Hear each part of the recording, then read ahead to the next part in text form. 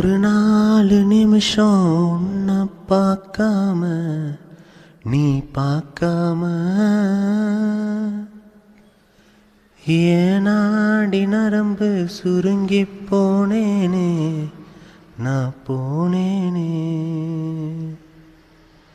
கண்ணிருந்தும் கபோதியானேனே நானேனே. Hey guys and welcome back to Travelspot Tamil. So இன்றைக்கி என்ன வீடியோ பார்க்க போகிறோம் பார்த்தா, இன்றைக்கி ஒரு குட்டி ரைடு ஒன்று கிளம்பிட்டுருக்கோம். ஸோ ரைடு எங்கே பார்த்தீங்கன்னா இங்கே தூத்துக்குடிலேருந்து தேனி போயிட்டுருக்கோம். ஸோ கைஸ் இப்போ நம்ம கிளம்பலாம். ஸோ இப்போ நான் ஏன் தேனி கிளம்பி போயிட்டுருக்கேன்னு பார்த்தீங்கன்னா, தூத்துக்குடியில் பார்த்தீங்கன்னா கிட்டத்தட்ட நான் ஒரு 2 மாதத்துக்கிட்ட ஸ்டே பண்ணியிருந்தேன். ஸோ ஸ்டே பண்ணிட்டு என் திங்ஸ் எல்லாமே அங்கே தான் இருந்துச்சு. ஸோ என் திங்ஸ் எல்லாமே எடுத்துகிட்டு வெக்கேட் பண்ணிட்டு பேக் டு என் ஹோம் டவுன். ஸோ நான் வீட்டுக்கே நான் போயிட்டுருக்கேன் தேனிக்கு திருப்பி. ஸோ இன்னொரு முக்கியமான விஷயம் நீங்கள் நோட் பண்ணிங்களா? ஸோ இதுதான் என்னோடய ஃபர்ஸ்ட் மோட்டோ விளாக் செட்டப் இன் கோப்ரோ. ஸோ இதோட வியூ அண்ட் ஆங்கிள் வந்து எப்படி இருக்குன்னு மறக்காமல் கீழே கமெண்ட்டில் வந்து சொல்லிடுங்க. ஸோ கோப்ரோ ஹெல்மெட் செட்டப்போட வீடியோ நீங்கள் இன்னும் பார்க்கலன்னா கீழே டிஸ்கிரிப்ஷனில் இருக்குது. ஸோ மறக்காமல் போய் செக் பண்ணி பாருங்கள். ஒரு ஈஸியான வழியில் எப்படி ஆக்ஷன் கேமரா வந்து ஃபிக்ஸ் பண்ணுறதுன்னு ஒரு எளிமையான முறையில் நம்ம இதில் அப்படி இருக்குது, போய் செக் பண்ணி பாருங்கள். ஸோ நம்ம கிராஸ் பண்ண போகிற ஃபஸ்ட்டு டோல்கேட் இது தூத்துக்குடி டோல்கேட்.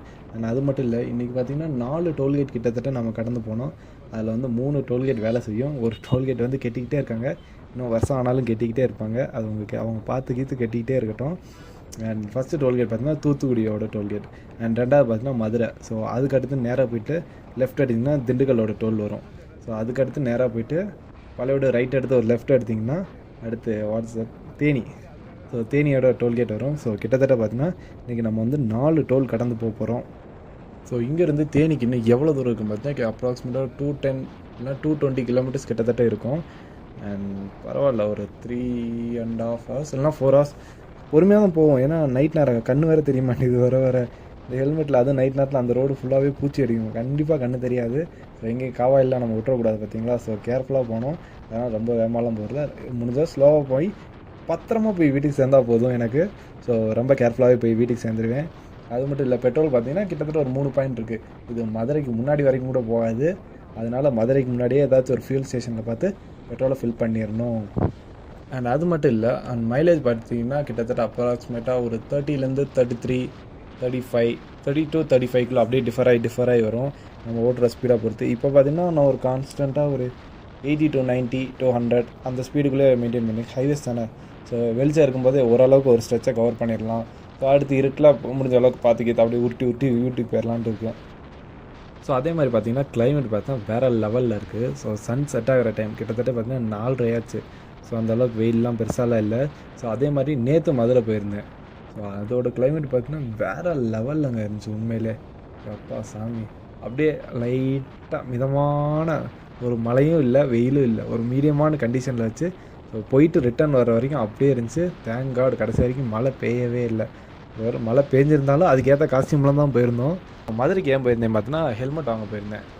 ஹெல்மெட்லாம் வாங்கிட்டு முடிச்சுட்டு, ஹெல்மெட் எப்பயும் வாங்க போனால் பக்கா டீசெண்டாக போவோம்.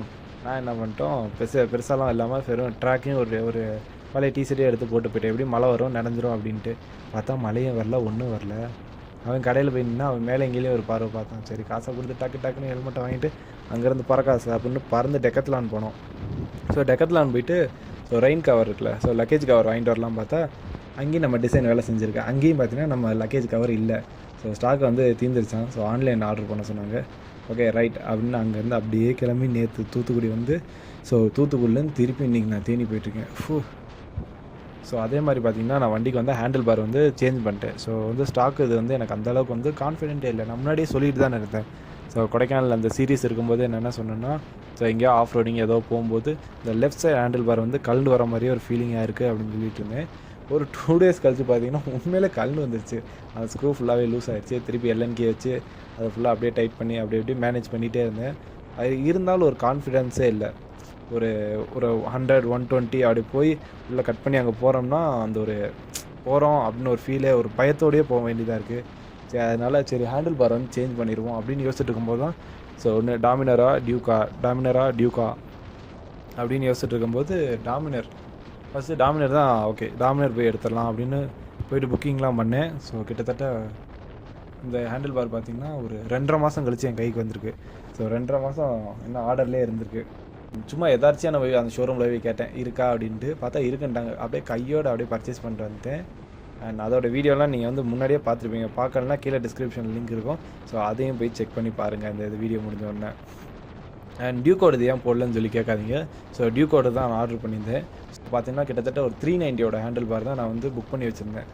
ஸோ 390 அன்றைக்கி நான் வாங்க போகிற காலையில் பார்த்தீங்கன்னா ஒரு ஆக்சிடென்ட், ஒரு 390 வந்து ஆக்சிடென்ட் ஆகி வந்து ஷோரூம் வந்துருச்சு. ஸோ ஃபஸ்ட்டு ப்ரிஃபரன்ஸ் பார்த்திங்கன்னா வந்து அவங்களுக்கு தான் கொடுப்பாங்களாம்.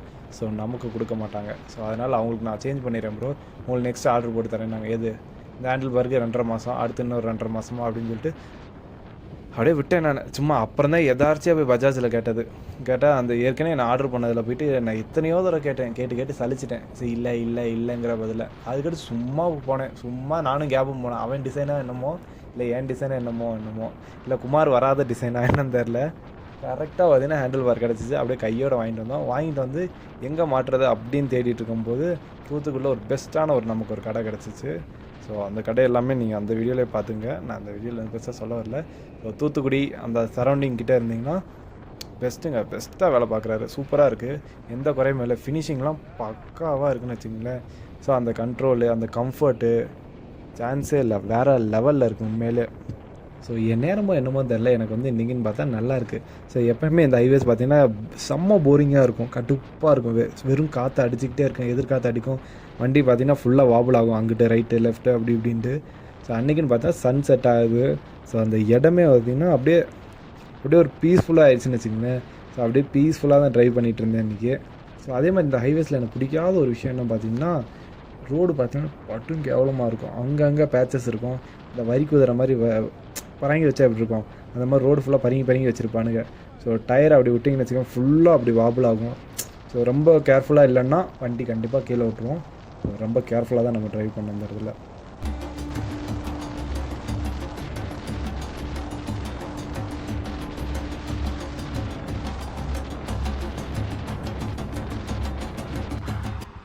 ஸோ மஜாவாக இருக்குது பாருங்கள் அந்த இடம். அந்த பூவுக்கும் இந்த க்ரீனிஷான இடத்துக்கும் சன்செட்டுக்கும் வேறு லெவலில் இருக்குது இந்த இடம். சின்ன ஒரு ஃபோட்டோ ஒன்று எடுக்குமா அதை?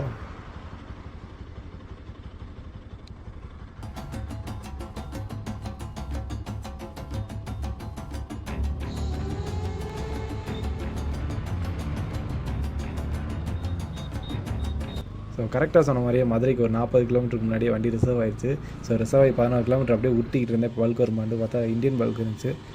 ஸோ அப்படியே பெட்ரோல் போட்டு நான் அப்படியே ஒரு மதுரை டோல் வந்தோன்னு அப்படியே நான் கண்டினியூ பண்ணுறேன் உங்களுக்கு. அண்ட் பெட்ரோலும் போட்டாச்சு. ஸோ கோப்ரோ பார்த்திங்கன்னா பயங்கரமாக ஸ்டக் ஆகுது. ஸோ வீடியோ ரெக்கார்ட் ஆகிட்டுருக்கு, எப்போ ஆஃப் ஆகுதுன்னே தெரிய மாட்டேங்குது. செம்ம கடுப்பாக இருக்குது. ஸோ அதனால் நான் மதுரை கிட்டே வந்தோன்னு நான் உங்களுக்கு கண்டினியூ பண்ணுறேன். ஸோ அதே மாதிரி பார்த்திங்கன்னா வண்டியில் ஒரு விசிலிங் நாய்ஸ் வருது.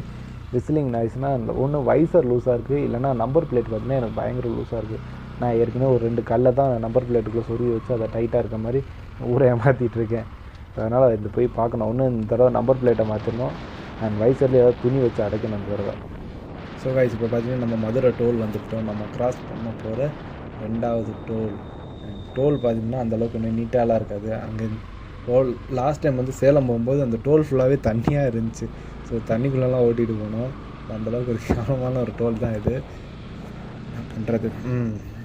இந்த டோல் தாண்டி பார்த்தீங்கன்னா லெஃப்ட்டில் ஒரு டீ கடை நல்லாயிருக்கும், காஃபி நல்லாயிருக்கும். அந்த கடையில் போயிட்டு நேராக அந்த கடையில் நிப்பாட்டி காஃபி குடிக்கிறோம். அப்படியே போய்கிட்டே இருக்கும். ஐயோ இங்கே தானே கடை வரும். கடையை பிடிச்சிட்டேன். இப்போ நேராக கடைக்கு முன்னாடி போய் நிப்பாட்டிடலாம்.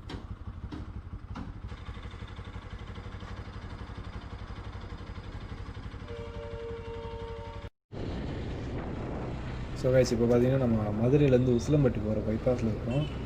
இந்த ரோட்லாம் ட்ரைவ் பண்ணும்போது ரொம்ப கேர்ஃபுல்லாகவே ட்ரைவ் பண்ணணும். எந்த நேரத்துலையுமே லெஃப்ட்லேயோ ரைட்லேருந்து வருவான்னே தெரியாது. ரொம்ப கேர்ஃபுல்லாகவே நம்ம ட்ரைவ் பண்ணணும். ஏன்னா நைட் நேரம் ஆச்சு, ஆப்போசிட்டில் வர லைட் வந்து ரொம்ப பவராக இருக்குது. ஸோ வைசர் ஃபுல்லாகவே பூச்சியாக இருக்கா. ஏன்னா அந்த ஒரு 10 கிலோமீட்டர் பார்த்தீங்கன்னா ஃபுல்லாக பூச்சி அடிச்சு வைசர் ஃபுல்லாக ஒரு 20-30 பூச்சி வந்து செத்து கிடக்கு. அது இறங்கி எங்கேயா க்ளீன் பண்ணோம். எனக்கு இறங்கவும் மூடு இல்லை. எங்கேயாவது டீயும் குடிக்கல. அதே மாதிரி அந்த கடையில் டீயும் இல்லை, காஃபி இல்லை. எது கடையை மட்டும் திறந்து போட்டு வச்சுருந்தான்னு தெரில. ஸோ வேறு ஏதாவது டீ கடை வந்துச்சுன்னா இறங்கி நிப்பாட்டி வைசரை க்ளீன் பண்ணோம் முதல் வேலையாக.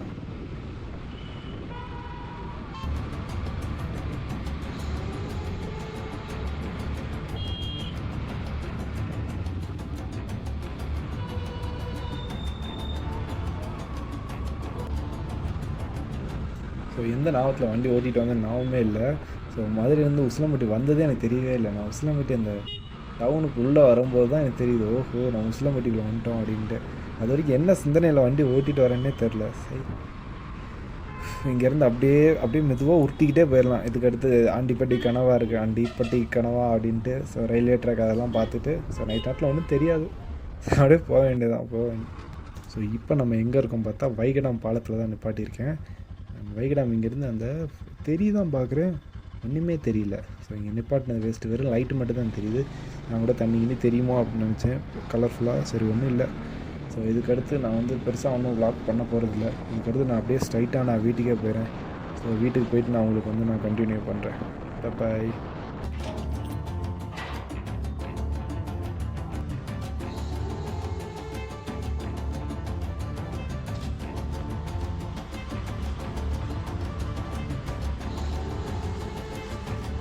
ஸோ அவ்வளோதான், லக்கேஜெலாம் கழட்டி ஊட்டாண்ட வைக்க வேண்டிய நேரம் வந்துருச்சு. ஸோ ஒவ்வொரு லக்கேஜாக கழட்டுவோம். இந்த ரோப்பு எங்கேருந்து ஆரம்பிக்குது எங்கே முடியுதுன்னு வேறு எனக்கு தெரில. ஸோ ஒன்றா கழட்டுவோம்.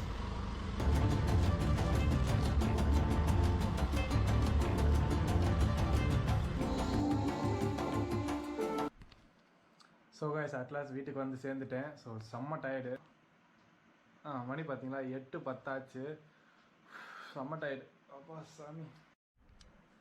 ஸோ வர பார்த்தீங்களா ஃபுல்லாக பூச்சி அடிச்சே கிடந்துச்சு.